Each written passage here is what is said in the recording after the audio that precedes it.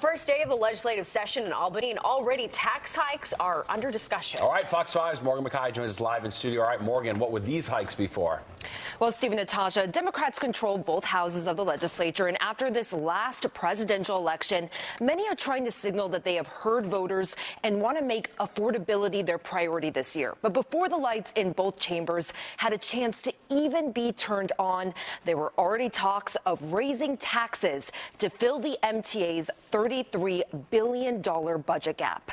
On Christmas Eve, Assembly Speaker Carl Hastie and Senate Majority Leader Andre Stewart-Cousins shot down the MTA's five-year capital plan, pointing to this massive budget gap, and said that they will have to address where this money is going to come from in their budget negotiations this spring, and are now signaling this means new taxes. Governor Kathy Hochul had already signed off on this plan this past fall, despite it being unclear how this budget gap would be filled.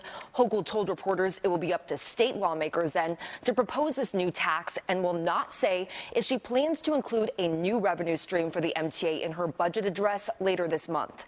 The governor has pledged not to raise income taxes this year, but that doesn't include other taxes like a payroll mobility tax, something that the governor pitched last year when she put congestion pricing on pause. Republican State Senator Jack Martins, who represents parts of Long Island, had this to say.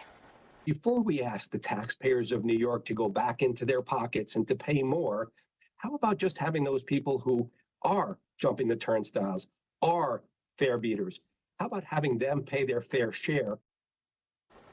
Meanwhile, State Comptroller Tom DiNapoli recently released a new audit showing that the MTA has not been doing enough to save money and cut costs. And some of the savings that the MTA claims that they have procured has no documentation to back it up. For example, according to the Comptroller's office, the MTA reported saving $152 million in 2022, but the audit showed that most of these so-called savings were from canceled orders or services that were no longer needed. DiNapoli says that the MTA needs to be more transparent. I hope the MTA leadership takes all its time and energy that have been put into advocating for congestion pricing and instead look at how could we fulfill our promise to taxpayers, to those who use the system, and say, this is how we are maximizing efficiency. This is how we are not wasting those precious dollars that you're paying through tolls or fare box or taxes or congestion pricing.